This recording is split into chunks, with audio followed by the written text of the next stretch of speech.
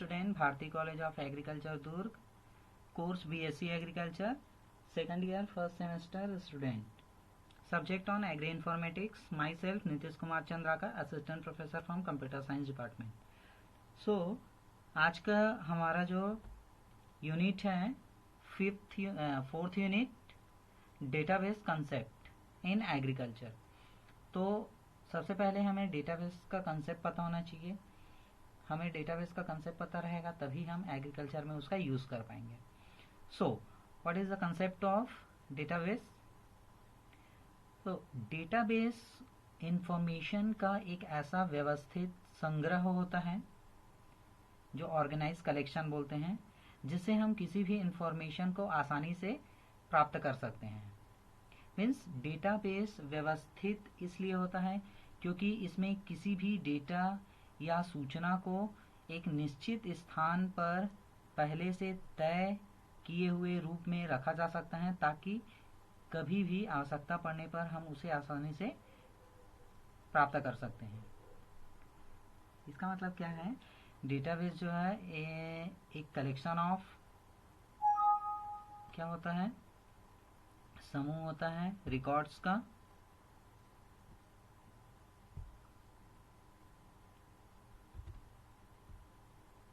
जिसमें हम किसी भी इंफॉर्मेशन को ऐड कर सकते हैं, स्टोर करा सकते हैं, इंसर्ट करा सकते हैं, मीन्स अपडेट कर सकते हैं, डिलीट कर सकते हैं। तो इस तरह की जो स्टोरेज हुआ, इंसर्शन हुआ, डिलीशन हुआ जो डेटाबेस का, उसका एक व्यवस्थित समूह, उसी को क्या कहा जाता है? डेटाबेस कहा जाता है। जिसमें जितने भी डेटा होते हैं, इंफॉर्मेशंस रहते हैं, उसको एक जगह स्टोर करके रखा जाता है, और जब जरूरत पड़ता है तो उस डेटा को वहां से रिट्रीव करके पुनः प्राप्त करके उसका यूज किया जाता है। और जब भी जरूरत पड़ेगा हम उसको आसानी से फाइंड आउट कर सकते हैं। कैसे? हम उस फाइल का नाम जैसे ही आप टाइप करेंगे, फाइल का नाम सर्च बॉक्स में लिखेंगे, वो हमको डेटा मिल जाएगा। तो ये होता है डेटाबेस का कंसेप्ट। व्यवस्थित डेटाबेस में हमें निम्नलिखित जो कार्य की जो सुविधा होती है, उसमें पहला जो होता है आवश्यक सूचना को निकालना, मतलब रिट्रीव करना। दूसरा होता है सूचनाओं के अनुसार उचित कार्रवाई करना या निर्णय लेना। मतलब आपका कोई भी इंफॉर्मेशन है, उस इंफॉर्मेशन के साथ आप तुरंत कोई भी डिसीजन ले सकते हो उस इंफॉर्मेशन के बेसिस पर, या कोई भी डिसीजन ले सकते हो। ठीक है। सूचनाओं को नई आवश्यकताओं के अनुसार फिर से व्यवस्थित करना, मीन्स जैसे कि मान लो हम डेटाबेस में एंट्री किए हैं हमारा नाम, सरनेम, और जो लास्ट नेम रहता है, फादर्स नेम रहता है, मदर्स नेम रहता है, और ईमेल एड्रेस रहता है, और एड्रेस रहता है, परमानेंट एड्रेस। मान लो कभी वो एड्रेस जो है वो चेंज हो गया, तो हम दोबारा उस एड्रेस को फिर से हमारे डेटाबेस में फिल कर सकते हैं, जो नया एड्रेस है उसको। तो इस तरह से सूचनाओं की नई आवश्यकताओं के अनुसार फिर से व्यवस्थित करने में। अगला है सूचनाओं के आधार पर रिपोर्ट आदि बनाना तथा नई सूचनाएं निकालना। इसका मतलब क्या है कि मान लो मेरा बैंक अकाउंट है, तो मेरा बैंक अकाउंट या जो पैन कार्ड होता है, तो पैन कार्ड का जैसे आप पैन कार्ड नंबर डालेंगे, आपका पूरा बैंक डिटेल, आपके कितने बैंक्स हैं, कितने अकाउंट्स हैं, कितने बैंक मतलब कितने अकाउंट्स में कितना रुपए है, कहाँ कहाँ ट्रांजेक्शन हुआ है, हर चीज का डिटेल जो है आपका पैन कार्ड से मिल जाएगा।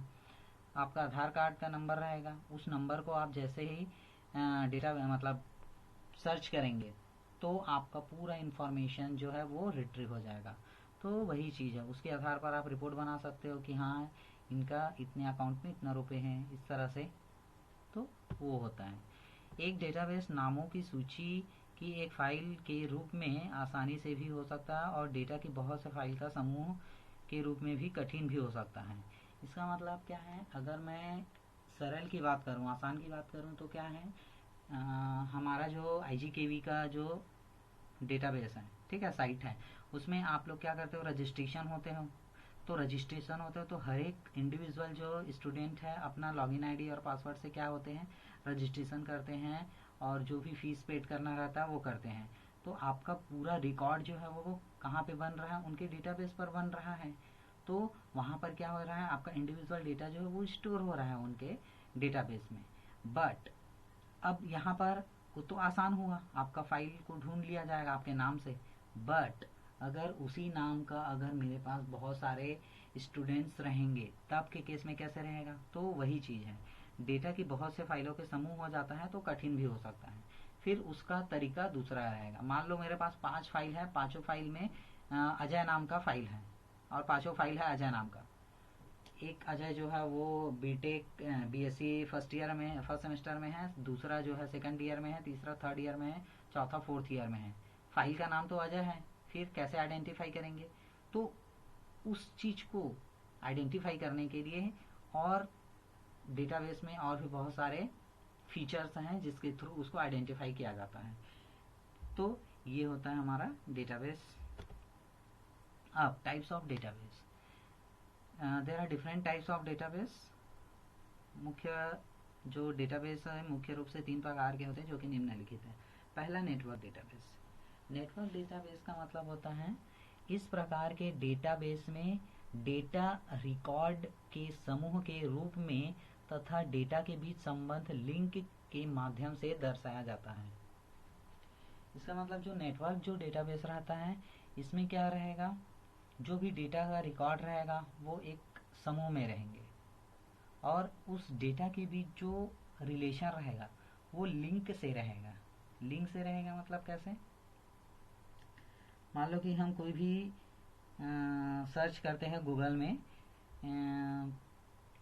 प्रधानमंत्री मोदी, ठीक है, तो उसके बिहाफ में क्या रहते हैं, आपके बहुत सारे जो नीचे में आते हैं लिस्ट वो ओपन हो जाएंगे, वो लिंक के माध्यम से रहेगा।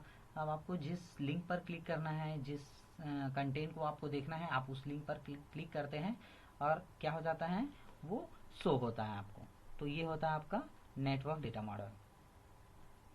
दूसरा होता है हायरार्किकल डेटाबेस, मतलब इस प्रकार के डेटाबेस में डेटा को ट्री के रूप में नोड्स के माध्यम से व्यवस्थित किया जाता है। हायरार्किकल डेटाबेस में नोड्स आपस में लिंक के माध्यम से जुड़ी होती हैं, जैसे कि एक हायरार्की होता है इसमें, ठीक है। हायरार्की मतलब कैसा, कि टॉप में मैनेजिंग डायरेक्टर रहेगा, एमडी, उसके नीचे रहेंगे आपके प्रिंसिपल, वो लिंक रहेगा प्रिंसिपल किससे, मैनेजिंग डायरेक्टर। अब प्रिंसिपल से लिंक रहेंगे जितने भी एचओडीज हैं, हर एक ब्रांच के एचओडीज। अब उस हर एक ब्रांच के एचओडीज जो है वो प्रिंसिपल से लिंक है। अब उस हर एक ब्रांच के एचओडीज से उनके फैकल्टी मेंबर्स, सीएससी डिपार्टमेंट के एचओडी है तो उनके फैकल्टीज अलग, मैकेनिकल है तो उनके फैकल्टीज अलग, बीटेक है तो उनके फैकल्टीज अलग। इस तरह से उनका लिंक बना रहेगा, फैकल्टी का लिंक बना रहेगा प्रिंसिपल के साथ, सॉरी एचओडीज के साथ। अब हर एक फैकल्टी का जो लिंक है वो किसके साथ रहेगा, स्टूडेंट के साथ रहेंगे। अलग अलग सब्जेक्ट, अलग अलग फैकल्टी रहेंगे और उन सब्जेक्ट्स के से मतलब जो स्टूडेंट है वो उनसे क्या रहेंगे, कनेक्टेड रहेंगे। तो ये क्या बन रहा है, एक हायरार्की बन रहा है। हायरार्की में क्या होता है कि जो लोवेस्ट लेवल होता है, लोवेस्ट लेवल मतलब आप स्टूडेंट, टॉप लेवल मतलब मैनेजिंग डायरेक्टर।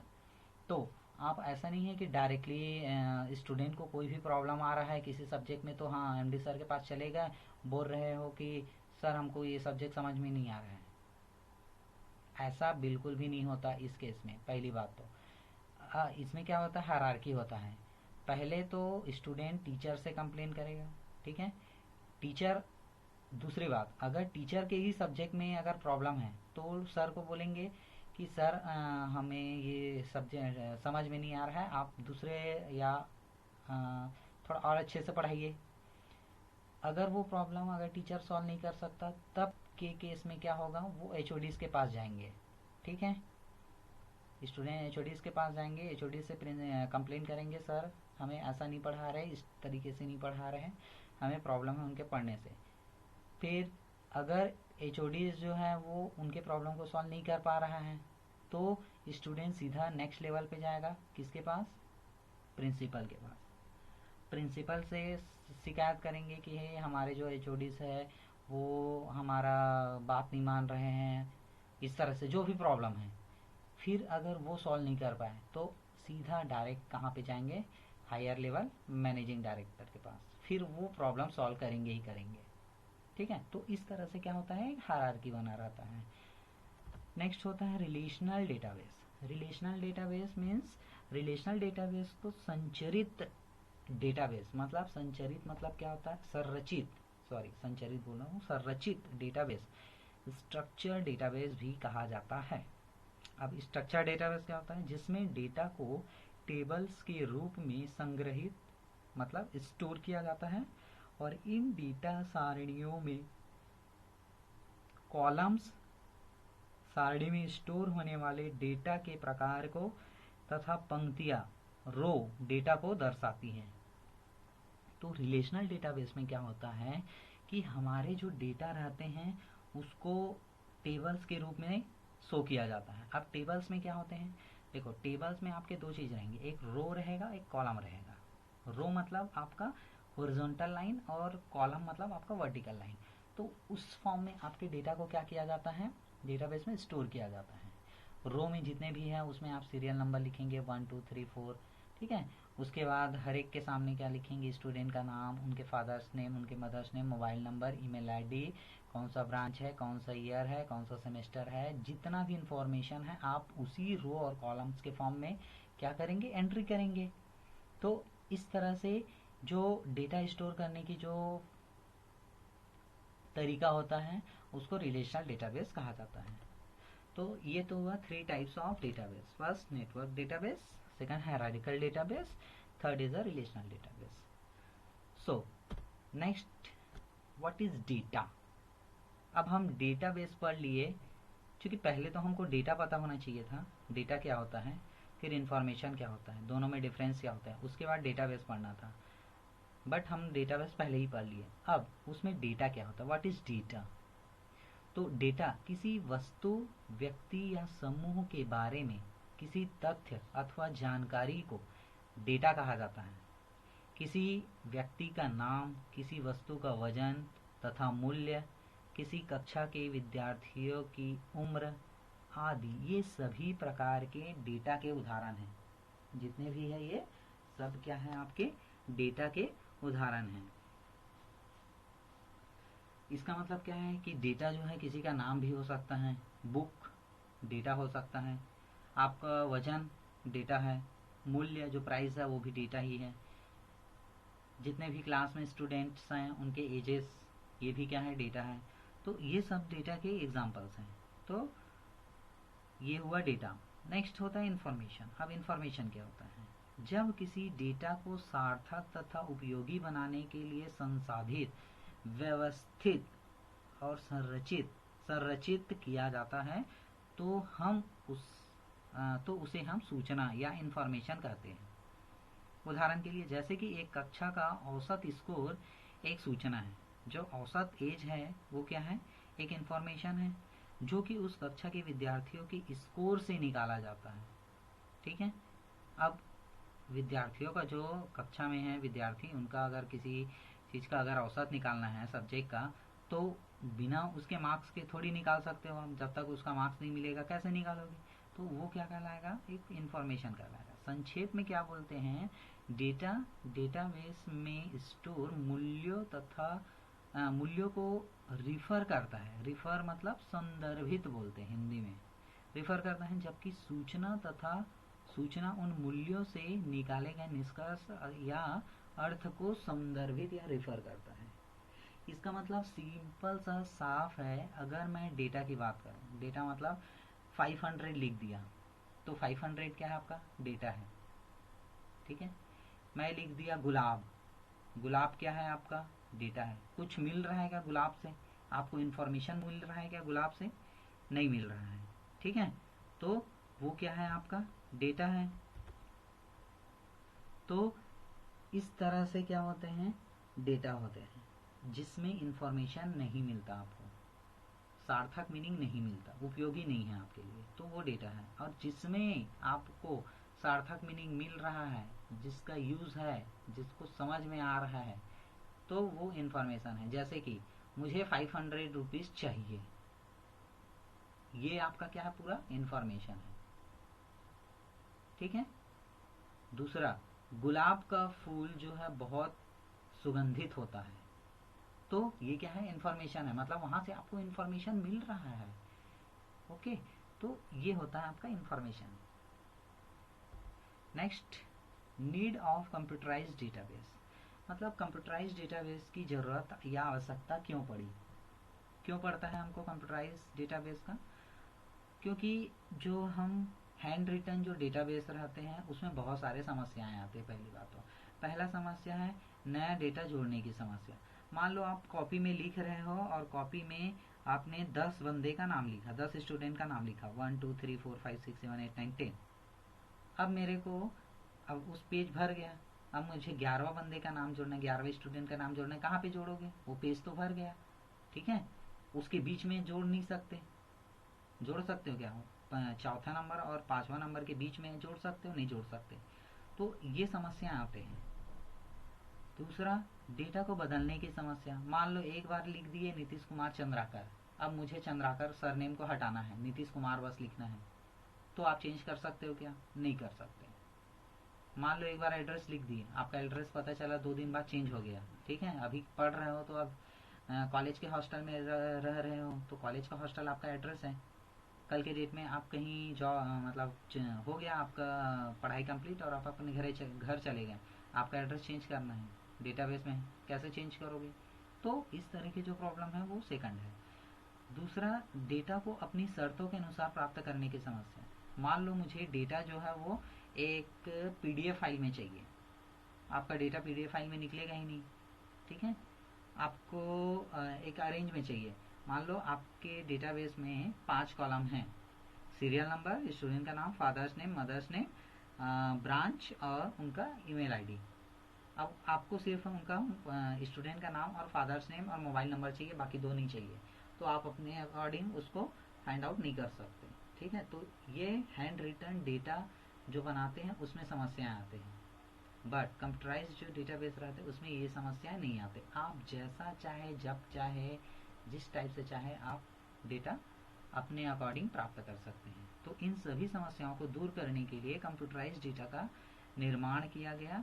इसमें सभी सूचनाएं कंप्यूटर पर रखी जाती हैं और कंप्यूटर की सहायता से ही उनका रख रखाव तथा प्रोसेसिंग भी किया जाता है।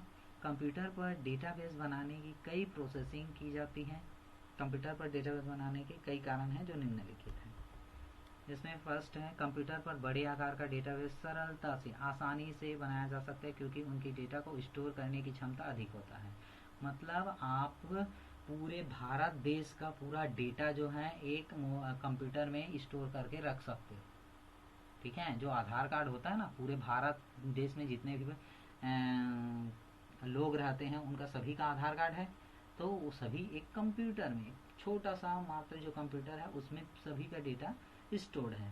तो कितना आसान हो गया, बहुत बड़े आकार के डेटा को आप एक छोटे से कंप्यूटर में स्टोर कर सकते हो। सेकंड होता है, कंप्यूटर की कार्य करने की गति तेज होने के कारण कितने भी बड़े आकार के डेटाबेस में से कोई भी इच्छा अनुसार इंफॉर्मेशन निकाल सकते हो और डेटाबेस पर भिन्न क्रियाएं करना आदि कार्य बहुत कम समय में ही संपन्न हो जाते हैं। और इतना ही नहीं, तेज गति के कारण उसमें कोई भी लंबा चौड़ा जो रिपोर्ट निकालना है, छापना है, मिनटों में कर सकते हो। 10 पेज का मुझे क्या करना है, एक डेटाबेस है, स्टूडेंट का नाम, 60 बच्चों का मेरे पास डेटा है, उनका प्रिंट आउट चाहिए, तो मैं आसानी से एक प्रिंट बटन का जो बटन रहता है, ओके, बस उसको प्रिंट क्लिक करूँगा और पूरा मुझे प्रिंट आउट मिल जाएगा, क्योंकि इतना फास्ट हो चुका है हमारा आज का कंप्यूटर। हस्तचलित डेटाबेस की तुलना में बहुत कम खर्च आता है, इसमें ऑब्वियस है बहुत कम खर्चा आएगा। आप सिंपल टाइप कर लो, उसको स्टोर करके रख सकते हो, कुछ नहीं होना है उसको, आप पेन ड्राइव में ले जाके किसी दूसरे सिस्टम में ओपन कर सकते हो। अब इसको घर में भूल गया है, आप कहाँ ओपन करोगे? जब तक वो देखोगे नहीं कॉपी, तब तक कैसे याद रहेगा? इसको तो आप इंटरनेट के माध्यम से ईमेल में रख सकते हो, ईमेल से जब चाहे जहाँ चाहे ओपन करके आप उसको विजिबल कर सकते हो। तो ये हुआ need of computerised database. So I think आज का टॉपिक क्लियर होगा। So thank you.